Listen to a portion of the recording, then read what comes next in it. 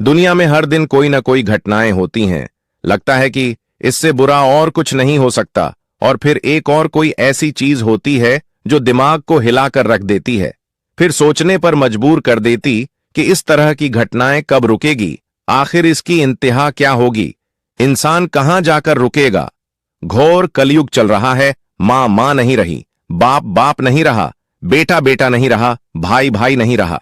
हर कोई अपना अपना मतलब देख रहा है, जैसा जिसके जी में आ रहा वैसा कर रहा है। इंसान ने तकनीकी और विज्ञान में बहुत तरक्की की है, चांद तक पहुंचने में सफलता पाई, लेकिन अपनी सोच में वही ऊंचाई हासिल नहीं कर पाया। उसका दिमाग तो तरक्की की दिशा में बढ़ा, पर दिल और नीयत में सुधार की जरूरत रह गई। बाहरी दुनिया के बदलाव तो हुए, लेकिन अंदर की दुनिया में बदलाव की कमी नजर आई। इस वजह से इंसान की सोच छोटी और सीमित होती जा रही है। जब इंसान अपनी इच्छाओं और लाभ के लिए दूसरों की तकलीफों को नजरअंदाज करता है, तो उसकी सोच में गहराई से कुछ गलत होता है।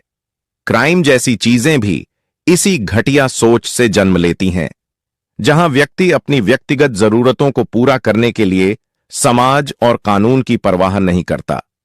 क्राइम करना न सिर्फ समाज के लिए हानिकारक है, बल्कि खुद इंसान के लिए भी आत्मसम्मान और मानसिक शांति की हत्या करना है। ऐसी सोच रखने वाले लोग अक्सर न केवल दूसरों का नुकसान करते हैं, बल्कि अपनी खुद की जिंदगी भी तबाह कर लेते हैं, खुद ही खुद को बर्बाद कर लेते हैं। समाज में बदलाव लाने के लिए यह जरूरी है कि हम अपनी सोच को ऊंचा करें, नैतिकता को समझें और क्राइम से दूर रहें। असल में जब हम अपने आप से सवाल करते हैं कि क्या यह सही है, तो हम अपनी सोच को सही दिशा में मोड़ सकते हैं और अपराध की ओर न बढ़कर एक बेहतर समाज की ओर कदम बढ़ा सकते हैं।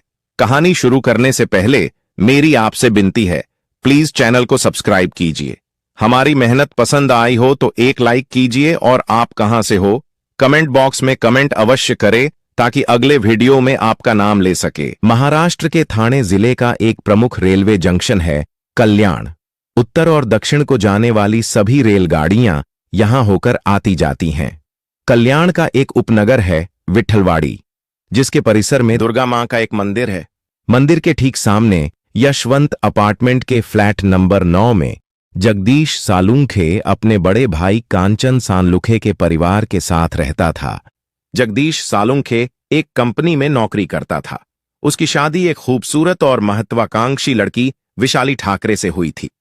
शादी के बाद जगदीश सालुंखे ने अपने भाई का घर छोड़ दिया और वह उसी सोसाइटी में किराए का एक फ्लैट लेकर पत्नी विशाली के साथ रहने लगा।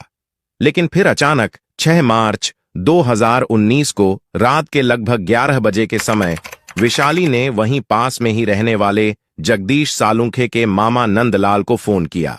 विशाली ने उन्हें रोते हुए बताया कि मामा जी, हमारे घर में बहुत बड़ी चोरी हो गई है और बदमाशों ने जगदीश को भी मार दिया है। विशाली ने कहा कि मामा जी, प्लीज आप जल्दी हमारे घर पर आ जाएं। यह सारी बातें बताते हुए वह बहुत घबराई हुई लग रही थी। इधर जगदीश की मौत के बारे में सुनकर नंदलाल के होश उड़ गए। नंदलाल ने विशाली से कहा कि तुरंत ही उसके घर पहुंच रहे हैं, क्योंकि नंदलाल के घर के पास ही उसका बड़ा भांजा यानी जगदीश का बड़ा भाई कांचन सालुंखे भी रहता था। इसलिए नंदलाल ने जगदीश की हत्या की जानकारी कांचन सालुंखे को भी दे दी।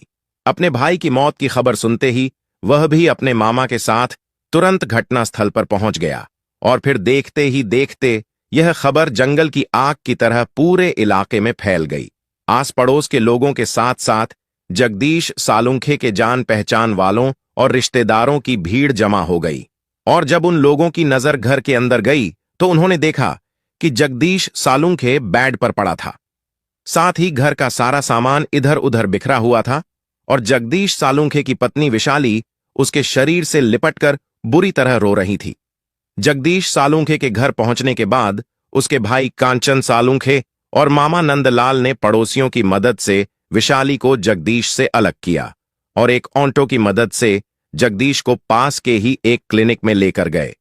वहां से उन्हें जगदीश को किसी दूसरे हॉस्पिटल में ले जाने के लिए कहा गया। इसके बाद वह लोग जगदीश को दूसरे हॉस्पिटल लेकर गए, लेकिन वहां भी उन्हें निराशा ही हाथ लगी, क्योंकि वहां के डॉक्टरों ने भी जगदीश सालुंखे की हालत को देखकर उसे रुक्मिणीबाई हॉस्पिटल रेफर कर दिया। इसके बाद वह लोग रुक्मिणीबाई हॉस्पिटल पहुंचे, लेकिन वहां के डॉक्टरों ने जगदीश को देखते ही मृत घोषित कर दिया। साथ ही हॉस्पिटल की ओर से इस मामले की जानकारी स्थानीय पुलिस थाने के साथ साथ पुलिस कंट्रोल रूम को भी दे दी गई। सूचना मिलते ही थाना कोलसेवाड़ी में मौजूद एएसआई पुलिस टीम के साथ जिला हॉस्पिटल पहुंच गए। साथ ही इस घटना की जानकारी उन्होंने सीनियर अधिकारियों को भी दे दी थी।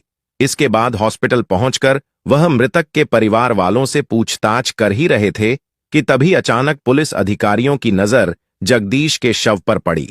उन्होंने उसके शरीर पर कुछ ऐसा देखा कि जिससे वह तुरंत समझ गए थे कि यह मामला चोरी का नहीं है।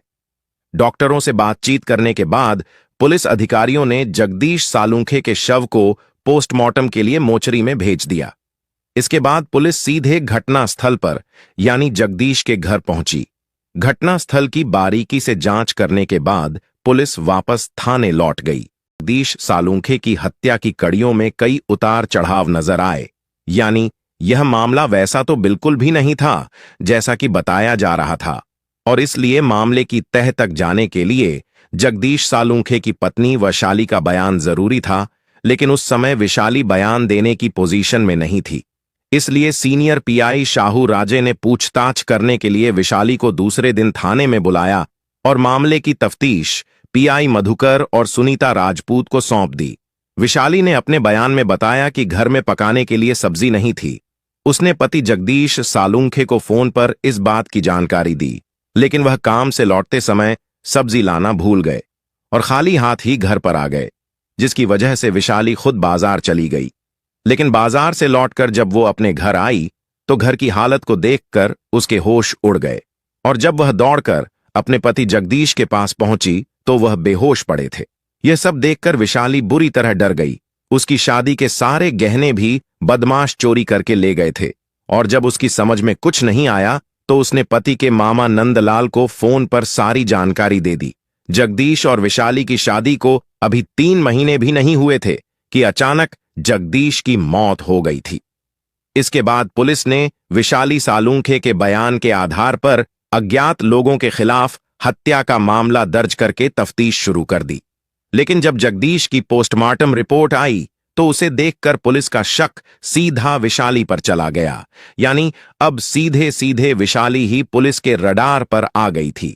इसके बाद पुलिस ने पत्नी पर शक होने की वजह से जगदीश सालुंखे के परिवार वालों से भी पूछताछ की। जगदीश के परिवार वालों ने उसकी मौत को एक बहुत गहरी साजिश बताया, पर परिवार वालों के बयान के अनुसार वैशाली और जगदीश की शादी तो हो गई थी, लेकिन वैशाली अपनी शादी से खुश नहीं थी, क्योंकि वह शादी से पहले 2 बार जगदीश सालुंखे के साथ शादी करने से मना कर चुकी थी। वैशाली को यह शादी अपने घर वालों के भारी दबाव के कारण करनी पड़ी थी। इसके बाद पुलिस टीम ने जब इन सब बातों की सच्चाई जानने के लिए वैशाली से फिर से पूछताछ की, तो पहले तो उसने पुलिस को घुमाने की बहुत कोशिश की, लेकिन फिर वैशाली पुलिस के सवालों के घेरे में कुछ इस तरह फंसी कि आखिरकार उसने अपना जुर्म स्वीकार कर लिया। लेकिन अब सवाल यह है कि आखिर वैशाली ने अपने पति जगदीश का इतनी बेरहमी से कत्ल क्यों किया था। दोस्तों, अब यहां से इस घटना को जरा ध्यान से सुनिए, और खासकर लड़कों को तो जरूर सुनना चाहिए, ताकि फिर से कोई वैशाली बनकर किसी जगदीश की जिंदगी ना छीन ले। दरअसल 23 वर्षीय जगदीश एक सुंदर लड़का था। वह मूल रूप से जनपद जलगांव के ताल्लुका रावेर का रहने वाला था। उसके पिता गोकुल सालुंखे सीधे साधे व्यक्ति थे। गांव में उनकी थोड़ी बहुत जमीन थी। इसके अलावा रावेर में उनकी हेयर कटिंग की दुकान भी थी। परिवार में उनकी पत्नी के अलावा सिर्फ 2 बेटे थे। बड़े बेटे कांचन सालुंखे की शादी हो चुकी थी और वह अपनी पत्नी के साथ महाराष्ट्र कल्याण के उपनगर में रहता था, जबकि छोटा बेटा जगदीश सालुंखे उस समय पढ़ाई कर रहा था। जगदीश को लेकर माता पिता का सपना था कि उनका छोटा बेटा उनके साथ रहकर घर की जिम्मेदारियों को संभाले, लेकिन ऐसा हुआ नहीं, क्योंकि पढ़ाई पूरी करने के बाद जगदीश का मन गांव में नहीं लगता था। इसलिए उसने भी शहर जाकर रहने की जिद पकड़ ली। शहर आकर वह अपने बड़े भाई कांचन सालुंखे और भाभी के साथ रहने लगा। फिर जल्दी ही उसे अंबरनाथ स्थित एक फार्मास्यूटिकल कंपनी में नौकरी मिल गई। जगदीश जब नौकरी करने लगा तो परिवार वाले उसकी शादी के बारे में सोचने लगे। जगदीश के पिता गोकुल सालुंखे ने जब बेटे की शादी की बात अपने रिश्तेदारों और जान पहचान वालों को बताई तो जगदीश के लिए मलाड के रहने वाले ठाकरे परिवार की विशाली ठाकरे का रिश्ता आया। 22 वर्षीय विशाली ठाकरे अपने परिवार की इकलौती बेटी थी। उसके पिता की मृत्यु हो चुकी थी। घर में उसका एक भाई सतीश ठाकरे और मां ही थी। क्योंकि घर की पूरी जिम्मेदारी विशाली के भाई सतीश ठाकरे के कंधों पर थी, इसलिए उसने अभी तक शादी नहीं की थी। उसकी बहन विशाली जितनी सुंदर थी वह उतनी ही चंचल और हंसमुख भी थी, इसलिए जगदीश को वह पहली नजर में पसंद आ गई। विशाली के घर वालों को भी यह रिश्ता बहुत पसंद आया। साथ ही उनकी पुरानी पारिवारिक रिश्तेदारी भी निकल आई, इसलिए ठाकरे परिवार विशाली की शादी जल्द से जल्द कर देना चाहता था। जगदीश सालुंखे और विशाली के एक दूसरे को देखने और पसंद करने के बाद दोनों परिवार और उनके रिश्तेदारों ने विशाली और जगदीश सालुंखे की सगाई कर दी। साथ ही शादी की तारीख भी तय कर दी गई, क्योंकि आज के जमाने में लोग सगाई को ही आधी शादी मानते हैं और अपने बच्चों को खुली छूट दे देते हैं। लड़का और लड़की दोनों बातचीत करने के साथ साथ मिलने जुलने और एक साथ घूमने फिरने लगते हैं। ऐसा ही कुछ विशाली और जगदीश सालुंखे के साथ भी हुआ था। विशाली और जगदीश भी एक दूसरे से मिलने और बातचीत करने लगे थे। उनका मिलना जुलना और फोन पर घंटों तक बातें करने का सिलसिला लगभग 6 महीने तक चलता रहा, जहां जगदीश सालुंखे विशाली से शादी तय होने पर बहुत खुश था। वहीं दूसरी तरफ आजाद ख्याल विशाली 6 महीने में ही जगदीश सालुंखे से बोर हो चुकी थी, क्योंकि विशाली को एक सीधा साधा लड़का नहीं बल्कि उसे तो कोई मॉडल और स्मार्ट पति चाहिए था जो उसके इशारों पर चले और उसकी सारी इच्छाएं पूरी करें। इसलिए शादी के 20 दिन पहले विशाली ने जगदीश सालुंखे को फोन करके मुंबई के दादर रेलवे स्टेशन पर बुलाया और दुखी मन से जगदीश से कहा कि वो उसके साथ शादी नहीं करना चाहती, क्योंकि हम दोनों के विचार एक दूसरे से नहीं मिलते। विशाली ने उससे कहा कि अगर हम दोनों की शादी हो भी गई तो हम दोनों कभी खुश नहीं रह पाएंगे। इससे तो अच्छा है कि तुम इस शादी से इनकार कर दो। विशाली ठाकरे की इस बात को सुनकर जगदीश के तो पैरों तले से जैसे जमीन खिसक गई, और उसकी वजह यह थी कि उसके घर वालों ने शादी की पूरी तैयारी कर ली थी और सारे रिश्तेदारों को शादी के कार्ड भी भेज दिए गए थे। जब जगदीश ने यह बात विशाली को भी समझाने की कोशिश की, लेकिन उसने जगदीश को धमकी देते हुए कहा कि अगर उसकी शादी जबरन की गई तो वह जहर खाकर आत्महत्या कर लेगी, और फिर उसका क्या अंजाम होगा वह खुद समझ सकता है। विशाली की इस धमकी से जगदीश बुरी तरह डर गया। उसने विशाली की सारी बातें अपने परिवार वालों को बता दी। इसके बाद जब इन सब बातों की खबर विशाली के घर वालों को लगी तो वह लोग भी सख्ते में आ गए। उन्होंने विशाली को आड़े हाथों लिया। अपने परिवार के दबाव में आकर विशाली ने अपनी गलती मान ली और जगदीश से शादी करने के लिए तैयार हो गई। लेकिन अब जगदीश के परिवार वालों को विशाली की बातों पर यकीन नहीं था। वो लोग विशाली के परिवार वालों की विनती पर शादी के लिए तैयार तो हो गए थे, लेकिन उन्होंने साफ साफ कह दिया था कि अगर भविष्य में विशाली ने कोई गलत कदम उठाया तो जिम्मेदारी उनकी नहीं होगी। इसके लिए जगदीश के घर वालों ने अलग से गारंटी और माफी पत्र लिखवाकर अपने पास रख लिया था। इसके बाद वह लोग शादी की तैयारी में जुट गए। इधर परिवार वालों के दबाव में आकर आखिर विशाली जगदीश से शादी के लिए तैयार तो हो गई, लेकिन उसके मन में अब भी जगदीश सालुंखे को लेकर उलझन सी थी। जगदीश सालुंखे को वह पति के रूप में स्वीकार नहीं कर पा रही थी, और यही कारण था कि विशाली अपनी शादी के लिए टाल मटोल कर रही थी। इसके बाद शादी से 8 दिन पहले विशाली ने जगदीश को एक होटल में बुलाया और फिर से वही पुरानी बातें दोहराते हुए कहा कि वह इतनी जल्दी शादी नहीं करना चाहती, क्योंकि उसे ब्यूटिशियन का कोर्स करना है। कोर्स करके पहले वह अपना कैरियर बनाएगी और उसके बाद शादी के बारे में सोचेगी। उसने जगदीश से कहा कि तब तक के लिए तुम शादी की तारीख को आगे बढ़वा दो। उसने कहा कि जब मेरा कैरियर बन जाएगा तो फिर शादी तो हम कभी भी कर सकते हैं। इधर जगदीश विशाली की बातें सुनकर गुस्से से भड़क गया। इस बार जगदीश सालुंखे ने विशाली को समझाने की कोशिश नहीं की, बल्कि उसने सख्त लहजे में कहा कि यह बात तुम खुद अपने परिवार वालों से क्यों नहीं कहती। इतना कहकर जगदीश गुस्से में वहां से उठकर चला गया। जगदीश सालूंखे के इस रवैये से विशाली भी गुस्से में आ गई। उसने सोचा कि इस समस्या से निपटने के लिए अब उसे ही कुछ करना पड़ेगा। घर जाने के बाद भी वह सारी रात इसी बारे में सोचती रही, करवटें बदलती रही, और फिर सुबह तक उसने अपनी इस परेशानी का जो हल निकाला वह बहुत ही खतरनाक था। दूसरी तरफ दोनों परिवार विशाली और जगदीश सालूंखे की शादी को लेकर उत्साहित थे, क्योंकि विशाली की शादी हो रही थी।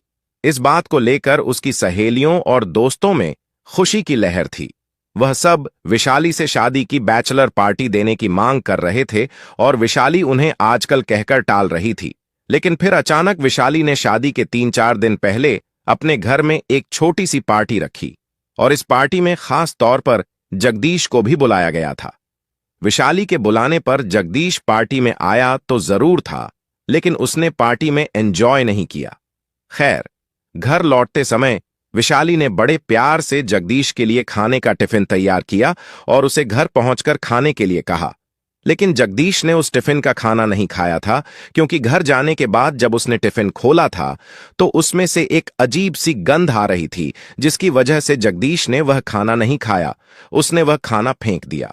विशाली ने बताया कि उस खाने में बड़ी ही चालाकी से उसने जहर मिला दिया था, लेकिन जगदीश उस दिन भी बच गया था और आखिरकार 29 दिसंबर 2018 को बड़ी धूमधाम से विशाली ठाकरे और जगदीश सालूंखे की शादी हो गई।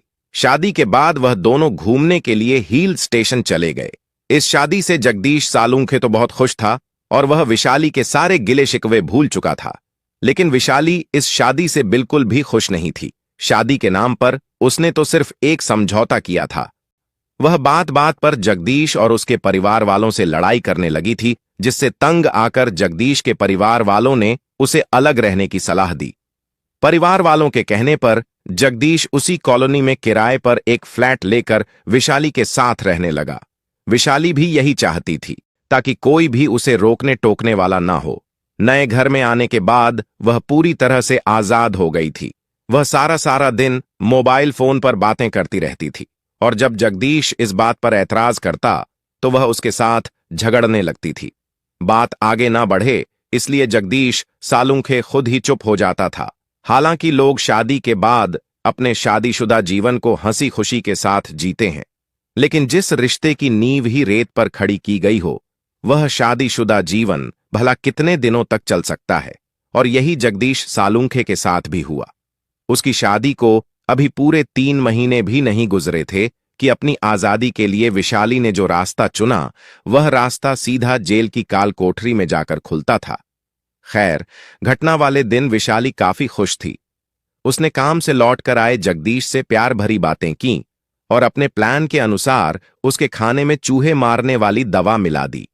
इधर खाना खाने के बाद जगदीश जब सोने के लिए अपने बेड पर गया तो उसका मन बेचैन होने लगा। इससे पहले कि जगदीश उठकर बाथरूम में जाता, विशाली ने उसके गले में नायलॉन की रस्सी डालकर पूरी ताकत से उसका गला घोंट दिया।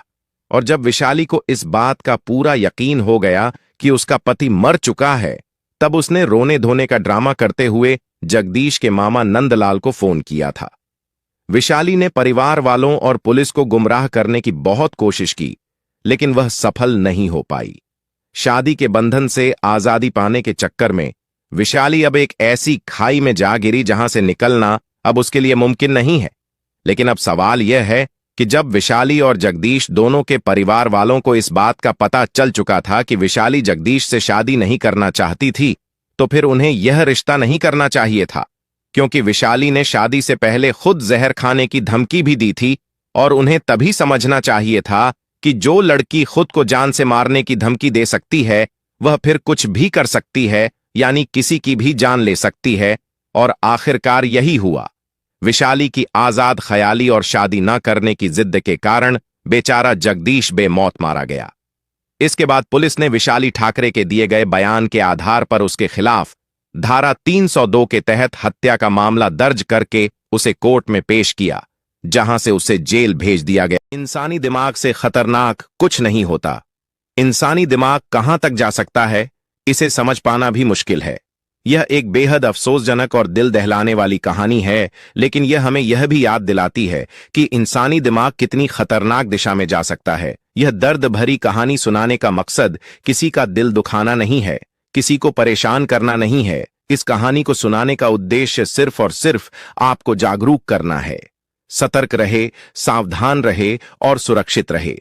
दोस्तों, अब तक चैनल को सब्सक्राइब नहीं किया है तो चैनल को सब्सक्राइब करें ताकि आपको क्राइम से रिलेटेड वीडियो मिलते रहे।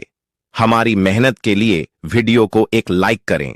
आपका नाम और स्टेट कमेंट बॉक्स में जरूर लिखें